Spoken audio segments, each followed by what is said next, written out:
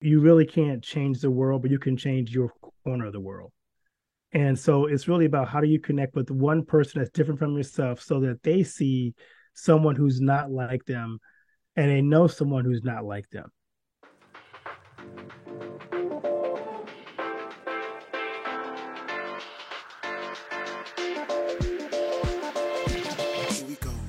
Welcome to GMP, the Great, Glorious, and Glamorous, aka the Going North Podcast, where authors from around the world help you realize that success is tangible. You'll leave with at least one new piece of inspiration or information to help you keep going north. Now let's get on with the show.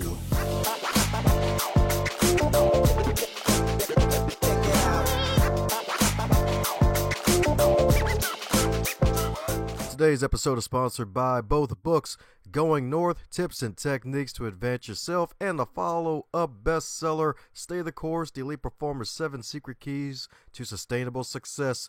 Head over to Amazon.com, pick up both books. They are available in a trifecta of paperback, audio, and ebook. Cop all three of both and be on the lookout for another book from yours truly to help podcasters succeed. Now let's get on with today's episode. And today on the Highlight Reel Builder for Authors, known as GMP, the Great, Glorious, and Glamorous, is the Going North podcast. And we got another super special, awesome human for you today because a host-to-host special, baby. That's right, indeed, another host-to-host special because we got one heck of a treat that's good enough to eat today because today we got a man of the cloth, baby. That's right. He's a father, a husband, as well as a grandfather of two, baby. And he's been an ordained pastor for over 20 years, baby. That's right, indeed. So a man's got a boatload of leadership experience indeed. So let's give it up for the BK bomb with the special H, the one, the only, the Reverend Byron Keith Haney. How you doing today, Byron? That's probably one of the best openings I've heard since I heard Steve Harvey give one for Jesus. So that's pretty good.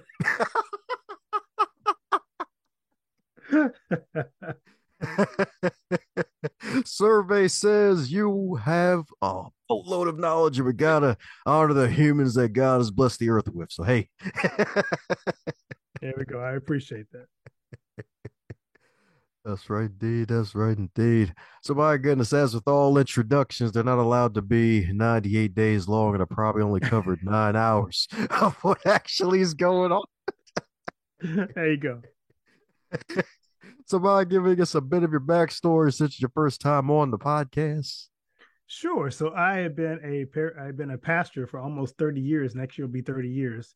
I've served in communities starting out in Detroit, Michigan, then spent some time in St. Louis, Missouri, spent 8 years in Milwaukee, spent 12 years in the Chicago area, and spent the last 3 years now in Iowa. So it's been an interesting journey. Grew up in the Deep South, have not been back to Deep South since I graduated from seminary. So I've been in the Midwest and now the Great Plains for almost 30 years. I've been blessed with six amazing kids and two grandkids with a wonderful wife who supports me.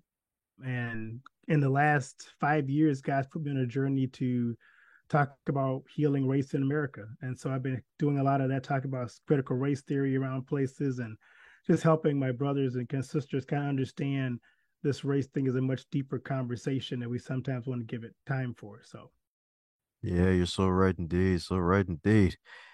Yes, indeed. So my goodness, so a man escaped the deep south. You're like, man, I'm an ordained minister in the Bible Belt, but get me out of here, man. They're trying to strap me in the wrong way. I actually missed the food of the South. Yeah, they went up north and they said let's have a fish fry, and I'm like, where's the catfish? They're giving me cod. That wasn't fish. I'm not sure what that was. Uh, that is true. It's hard to beat down south cooking. It's hard to beat. Hard to beat down and hard to beat it down south hospitality. That's right, indeed. That's right, indeed. So my goodness. So with all about healing race in America, if I'm not mistaken, like part of you adding this topic to your wonderful resume of topics you can go from. Does that come from basically your background growing up with different congregations of jumping from Baptist to Lutheran and then going into seminary and having one heck of an experience there? Well, it kind of grew out of my background of starting out. going to an all-white Lutheran elementary school. And so if you've ever lived in two worlds, you know what that's like. So during the day, I'm surrounded by all white people. And this was amazing because this was like 1970 down Mm, south. And I'm at an mm. all white school in the deep south and was welcomed like one of their own. But I had to learn to walk in that world and not stick out. And then I had to go back home to my own culture at night and speak that language. So I'm kind of walking as a cultural translator growing up, not really realizing it. So some of that background led to me being able to write the Bible study with the idea that I think most of what's happening when it comes to race is a misunderstanding of each other. We say one thing and the other side hears something else. And so I kind of approached this Bible study with the idea of let me try to interpret for white people what black people are saying and what they're hearing when you say things like, I don't see color. What is that? I know what you mean by that. You're trying to live out the dreams of Dr. King about not judging people by the color, skin, the content of their character. But when you say that, it doesn't come across as a Dr. King moment. It comes across as a you're being an insensitive moment. And so I try to explain in the Bible study like that one aspect of it. And then I try to explain other parts, like for black people, we have to realize that we can be racist. I've heard black people say, I can't be racist because I'm black. I'm like, no, racism isn't about a power thing, it's about a heart issue. And if your heart's not right, you can treat people with disrespect, no matter what color you are. So, we just kind of having those kind of deep conversation in the Bible study, kind of going and all grounding it around scripture, saying, how do we have these if we don't understand each other? Definitely some powerful stuff right there. That's right, indeed. So, anybody throw some Bibles at you when you bring this topic up? Be like, this Bible's black. Let me throw it at him. It'll help. That's so far. Okay, okay. Usually people approach my talks with apprehension at first. They're ready to be accused if they're white. They're ready to get an amen if they're black, thinking, oh, he's going to say things that's going to make them feel uncomfortable. And what they walk away with is, I never saw it that way before, and now I have a deeper understanding of maybe this is much bigger than I thought it was. So most times we walk away with it with a sense of, I feel comforted by your words, but I also feel like there's hope because I always try to make it a positive thing. I try to give people practical things to do because the worst thing you can do is give people a message and not give them what the next steps are. So the Bible study is really about every single chapter has here's some next steps. Here's a mission project for you to do for the week. And it's something simple like if you don't have any black friends, go to a coworker and just get to have a conversation with them. Definitely indeed. Definitely indeed. So, my goodness. And if I'm not mistaken, it's been 5 years now since the release, right? If that Yeah, Bible study. came out in 2016. It really came out based on the Michael Brown incident, Mm. and, so it was kind of a reaction to the nation kind of being on edge, but it got really popular in 2019, 2020 when the George Floyd thing happened. All of a sudden, churches going, "Whoa, we have a problem here. We need to find a resource," and all of a sudden, it became really popular because it's like we have something to look at now. So Oh yeah. Having everybody trapped at home during a darn pandemic and they see that gruesome death, it's like, yeah, yeah, you turn the whole world upside down on fire. Yeah, yeah, folks are gonna pay attention for real yes, this time they will. finally. Yeah. So it's created some opportunity for conversation, but I've also had to kind of go back and talk about some other critical issues like critical race theory and how does the church respond to that tough topic because it's not an issue that the church is used to dealing with. And so I tell the church the best thing to do with critical race theory is don't focus so much on the critical race theory. Focus more on what critical race theory might identify as problems in your community. And then as a Christian, what we do is we go solve those problems in our community, not worry about who identified it, but just what are the issues we're trying to address. I got you indeed. I got you indeed. So my goodness, tackling critical race theory in the church. So a lot of folks wouldn't even think of that, especially, and I guess with the Bible Belt, some would say the most segregated day of the week would be Sundays. Very, very true. Dr. King had it right about that. Yeah. So my goodness. So what was it like like being known as the pastor, to bring those topics to the church if they were willing to receive that message? I'm pretty sure you had a lot of folks would turn their heads and be like, nope, I think we're good, buddy. Most people were very open. There were a couple of people that stand on my mind. I remember one gentleman when I was talking about critical race theory. He said to me, "I'm not a racist," and he got up. He was very angry, and he said, "I'm going to prove you I'm not a racist." And he says, "I have a company," and it's like when I hire people, black people, I only ask them two questions. The first one is, "Are you a slave?" and "Am I a slave owner?" And if they answer no to both, we're good. I'm like, that didn't really prove your point. What?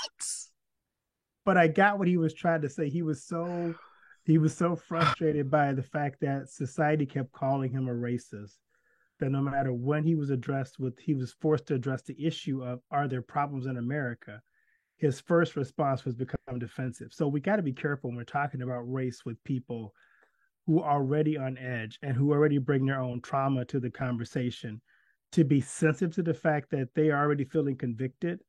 So if I come in and tell them that there are all kinds of problems they have to go change, they're not receptive to hearing that. When we talk about kind of easing into, we have to realize that we're living in a sinful world, and it's a sinful world. We have not solved all the world's sinful problems, and racism is a sin. And if we don't acknowledge that that's a sin that has not been solved, like any other sin that hasn't been solved, we can never get beyond it. So I start with the very basics that we have to recognize, first of all, it's a sin. And we haven't cured sin yet. So if we haven't cured sin, there's still some sin around. So I start with helping them understand where do we begin to have the conversation. Hmm. And hey, it's really a great start and a basic start indeed because it gets straight to the point. It's like, hey, how can you love your neighbor if you hate your neighbor? That's right. We don't even recognize he is a neighbor. Exactly. It's like that ain't a neighbor. That's That's it. something else. That's That's not a person, even though they look like a person. They actually are a right. person. Oh man, oh man. So my goodness. So for those who've been living under a rock, my goodness, so critical race theory. What would probably be the layman's term, the easy term to really summarize critical race theory from your studies and your findings and how you've been able to help folks really become more aware about it? So critical race theory comes out of the school of law, and it's a combination of a bunch of different theories. And the problem with critical race theory is that it keeps evolving. But the simple definition of it is the critical race theory advocates would say that they look at society with this eye of there have been generational hurts and generational problems that have been that are a result of people who were in power making laws that are not equitable for everybody, especially people of color. So critical race theory attempts to look at all of those laws that were put in place by what they would say are white landowners at the time, and they to benefit white landowners, and how we look at those laws and see which ones should be changed because they're not equitable. The problem with critical race theory is it is a theory, and it's been used politically to push all kind of other agendas that aren't really at the really core of critical race theory, some would say. But the critical race theory person would say that what they're trying to do is the civil rights movement for them didn't move fast enough, soon enough. So they would say they trying to push the civil rights movement to the next level. The pushback is that critical race theory sometimes now makes you look at everything through the lens of race, which that isn't fair for everything in society. Look at everything through the same lens. If I look at everything through the lens of race, then I can find racism under every rock. So we have to be careful of what things really are race motivated and what things are just motivated by the fact that poor people have a disadvantage in our society no matter what color they are. If that makes sense. Oh no, it definitely does make sense, like the classic rich versus poor, because it's so true. Because the thing is, it's like, hey, even though you may be poor. Like sometimes it's depending on where you are, like you may not be able to get the same treatment as some other folks. Like even with like a poor black person was in a poor white area, they, especially if it was a racist area, they may not get the same open kindness if they are in a basically in a, I guess, in a prisoner of war in a or in a race war in a way. Right. And I had a civil rights attorney on my show one time. We talked about is the justice system racist? And he said no, it's not. What it is it's disproportionately impacts poor people. So if you're poor, you don't get the best lawyer, of course. You get a lawyer who probably has 5 or 6 cases. He probably saw your case walking into the courtroom for the first time as you open up the folder, has no idea who you are. Will You have a justice system that's overpacked with cases, and you're just a number. And most times you can get released in some places with the idea that if you pay a court advocate, you can go home.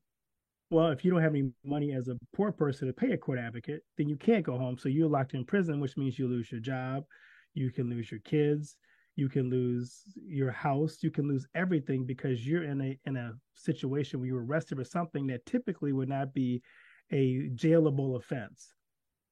But because you have been arrested and you are in prison, all of a sudden now your poorness, whether you're black, white, or red, whatever color you are, has now disproportionately impacted you because of you don't get justice that you deserve. There you go. Valid point. That's right indeed. And that's the good thing about conversations like this and podcasting, because it's like, hey, you get to talk to the experts who actually learn from other experts. Right. That's right. That's right indeed. That's right indeed.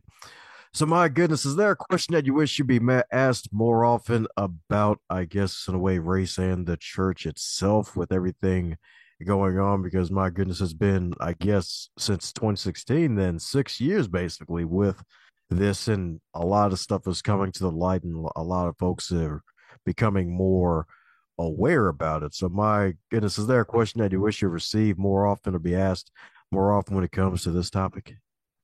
The question I get asked most often is, what can we do? And what I tell people is this is about one relationship at a time.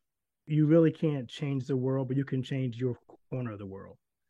And so it's really about how do you connect with one person that's different from yourself so that they see someone who's not like them and they know someone who's not like them. The question that probably gives me the most pain, I guess I would say, is the one where people say, this problem is too big to ever be solved. So what's the point of even trying? And you can see where that comes from because it just seems like every time you try to do something, no matter what side of this race thing you're on, it just seems to get worse. If somebody says something, something goes off. You're in a bad. You see something on television that just breaks your heart. But I think the key is we each have to take our own personal responsibility to say I can make a difference in the world if I just go out and extend myself and make myself vulnerable to connect with somebody who's not like myself. And if every person did that, you start to see a change in the race relationships in this country if we all made the point of saying I can go connect with somebody who's different from myself. That's what I'm talking about indeed. That's what I'm talking about indeed. That's right. That's how I succeed too, is just getting different points of view and seeing what applies and seeing how you can learn from each other too. Because hey, that's really one of the best things ever about today's society is the fact that we can connect with so many different people with so many different various backgrounds and learn from each other. And heck, in a way, learning what not to do as well. Yeah, and what not to say. That's right, dude. That's right, dude. So my goodness, learning what not to say indeed. So my goodness. So what's next for you? Are you going to be writing another Bible study based off of this topic, going even deeper into the racial divide that we're trying to heal here? Well, right now I'm working on my doctorate in organizational change. So until I finish that, I won't write anything for a while, except a dissertation. But my podcast is kind of my way of keeping this topic relevant. And so what I do in the podcast, I bring on different guests. Like I got some really interesting guests coming up. I have a woman who's going to come on my show talk about reproductive rights. She's an advocate for it. Now I'm sure we're on different sides of this argument because I'm pro-life and I'm sure she's pro-choice. So it should be a fascinating conversation. But we have to have those conversations because I think the problem is we just yell at each other. We never actually hear from each other. And so I bring on people I don't agree with because I want to have a conversation. I had a guy on my show who was talking about Social Security benefit, disability benefits and stuff, and how difficult it was if you were disabled to get benefits. And at the end, they said, "So what's your solution?" And he said, "Well, my solution is that we should have universal income for everybody, and then give the government, control of our healthcare system." And I'm like, "You just told me that they couldn't manage the Social Security with 3 billion people.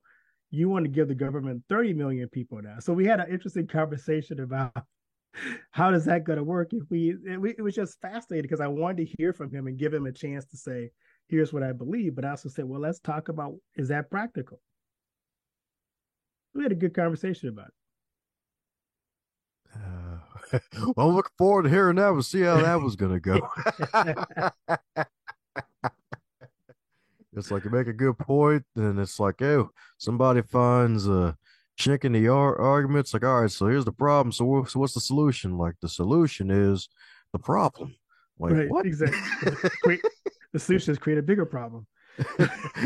Yeah, exactly. It's like, you know what? This problem ain't big enough. Let's make it bigger. Like, wait, what? Let's give this person more responsibility. No, not a good idea. There's a biblical principle there that says if you're not faithful with a little bit, why would I give you more? So we have to Mm, follow some biblical principles here. amen to that. That's what I'm talking about, indeed. That's what I'm talking about, indeed. So, my goodness, the wonderful podcast, Becoming Bridge Builders, building those wonderful bridges, learning from folks who have some interesting thoughts and studies and maybe experts in their field. So, my goodness, what would you consider your main three things you've gained from starting and running that wonderful podcast? Well, I've learned that we're not all that different. Honestly, I don't. I think that our politicians are on the extremes, but most people are in the middle, and they need to be heard and respected.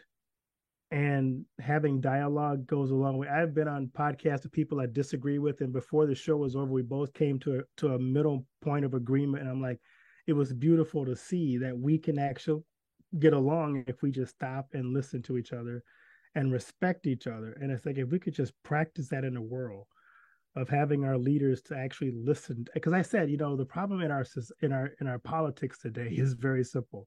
We have both extremes.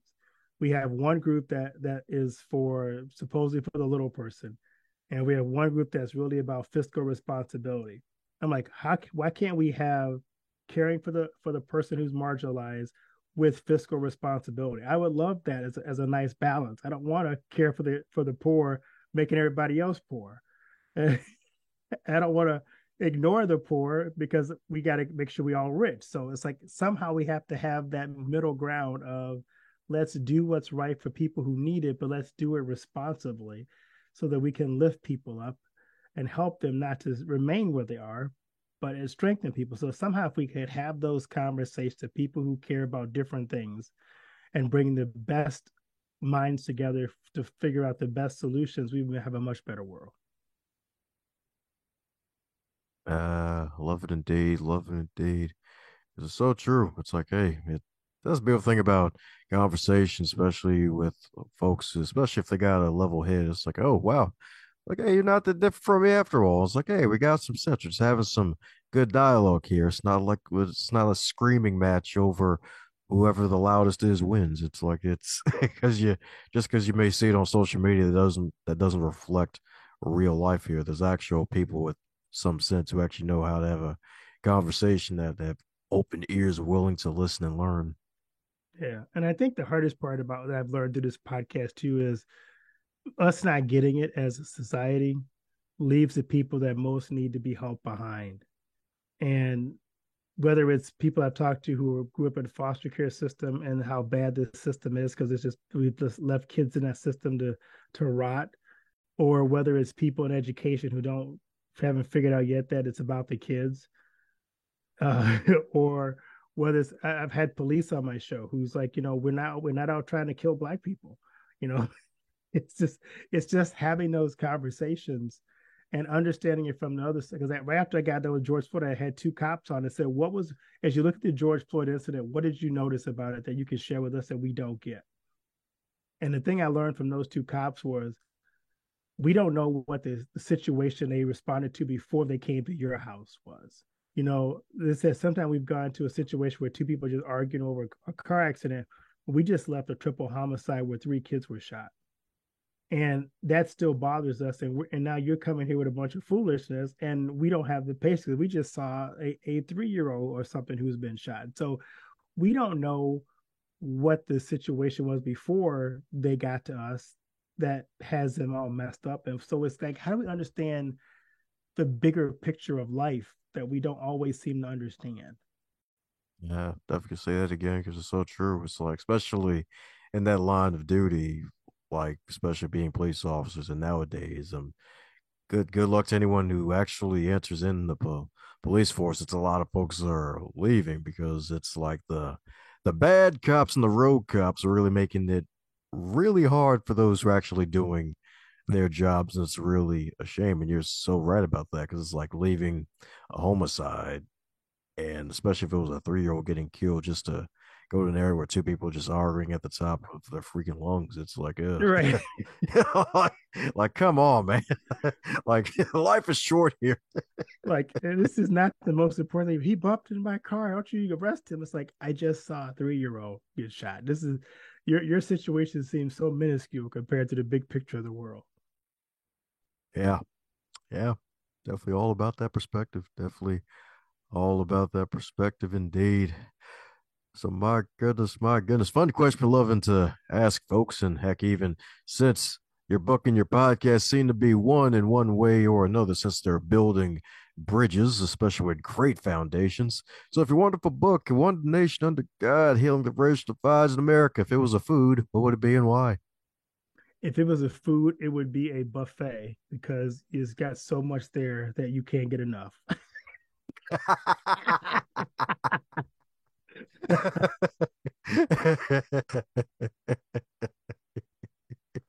That's right, indeed. See, I learned that from you. It's like, yeah, be quick on your feet. Hey, it's true. It's that buffet where like, I remember this meme online where it says all you can eat does not mean all you can eat all day. That's You right. eat your food and go home. Like, no, But this is the reverse. It's all you can eat. when you shut this restaurant down, you've gone too far.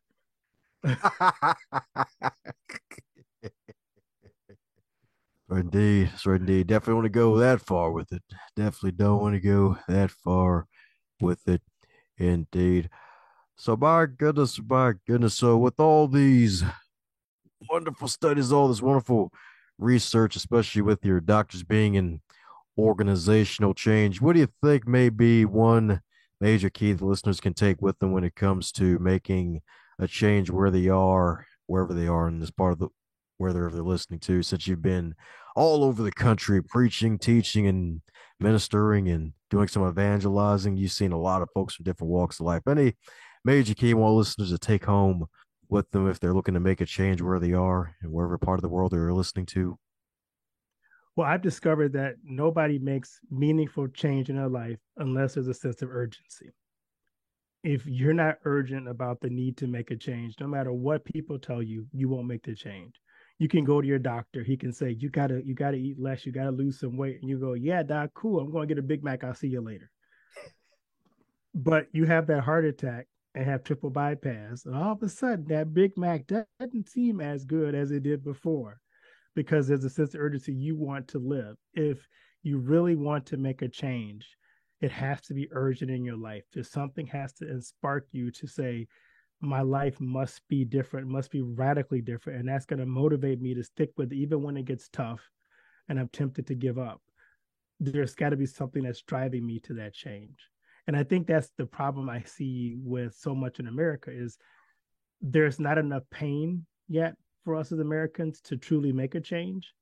And I really thought for a moment the George Floyd thing was enough to spur us to make a change. But like 9/11, we were all back in church after 9/11. It's like, oh, we're all going to die. Terrorists are coming to get us. Um, and we were there for like 2 weeks. And all of a sudden, wow, that was cool. The disaster is over. I could go back to my old way of life. And so, unless something is continue to motivate you to change, you will never make that change. Boom. That's right indeed. That's right indeed. That's right. The pastor's got a word for you, y'all. That's right indeed. That's right indeed. That's right indeed. Gotta have that sense of urgency, y'all. That's right. That sense of urgency. That's right indeed. Hashtag urgency. Hashtag urgent. That's right indeed. It's all about the you. That's right. That's right. You gotta be that urgent, y'all. That's right indeed. Don't be detergent. Be urgent. That's right. That's Don't be dirty, be clean, right?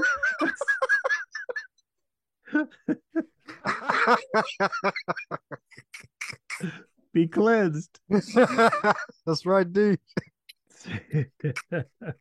White as snow, as they would say. Like pure as a driven snow. Don't reach, be bleach, I guess so you could say.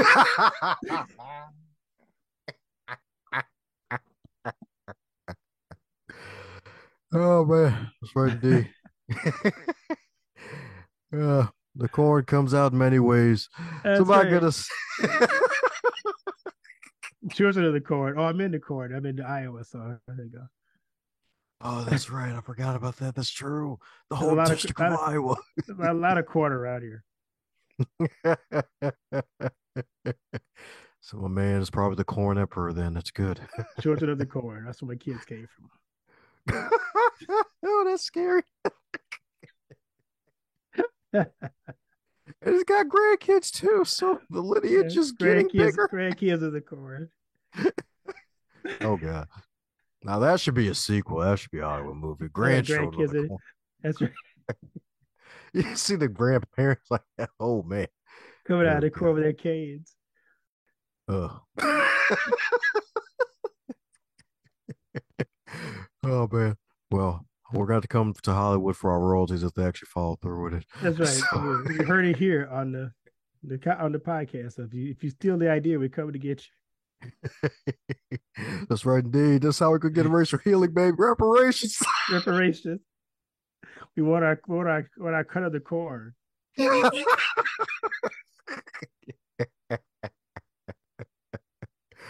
Oh Don't man. don't shuck and drive us.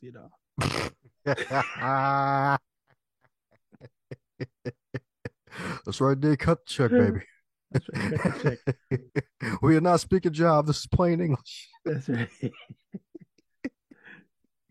We know where our husk is buttered. I guess this is one of the cases where it is indeed butter and not better. That's it. If it gets too hot, it's gonna pop right in front of you.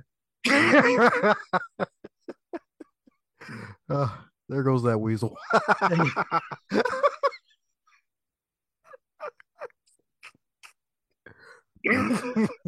Oh, Well, we're coming down to the magical question before we go even deeper in that jive rabbit hole. So if you wake up tomorrow and you're 25 again, but you're still the current year with all of your knowledge and experience, what advice would you give to yourself? I would say I would tell myself start writing sooner because I didn't start writing my first book till I was in my almost 50. And I think there was so much more that I could have written if I had had the courage and the knowledge to know and that it was inside of me because I love to write. And it would be fun to just kind of see what things I could have come up with at early ages. So I encourage my daughters to do that because my daughters are good writers. So I say follow your dream. That's right, indeed. Follow your dream, baby. That's right, indeed. Follow your dreams, indeed. That's right, indeed. Pick up that pen sooner. That's right, indeed. Right, indeed. And discover what's in you. That's right, indeed. Then see what comes out of you and share with the world. That's right, indeed. Through those pages. That's right. And all the pages, indeed. That's right, indeed.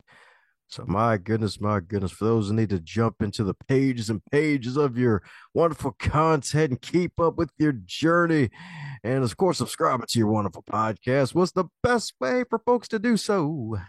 They can get all my written content and my podcast episodes on alightbreakthrough.org. can find the podcast anywhere you get your local podcasts, Becoming Bridge Builders. And if they want to get the Bible study, go to cph.org and look under One Nation Under God, Healing Racial Divides. They can order that as a download automatically. And it's something that you can do with your family, your church friends, your small group. It's a great way to kind of go through and have those difficult conversations. It will challenge people, but it's definitely worth the read. Woohoo! Well, there you have it, folks. We're going to put all the links to that in the show notes, indeed. So that way you can cop some of what the good hey preacher's doing. That's right, indeed. That's right, indeed. And soon to be good doctor. That's right, indeed. That's right, indeed. The good doctor, the Reverend Doctor. That's right.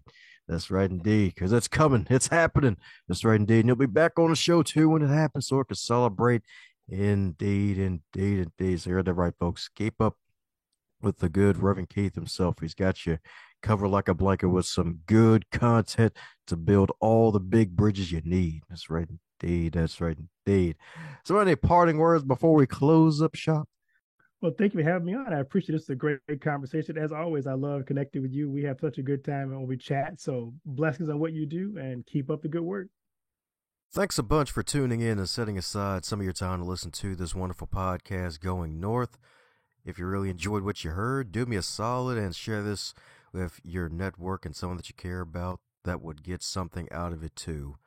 And be sure to subscribe to hear more, and heck, even check out the backlog if you would like, because there are hundreds of episodes to choose from, and they just keep getting better and not butter.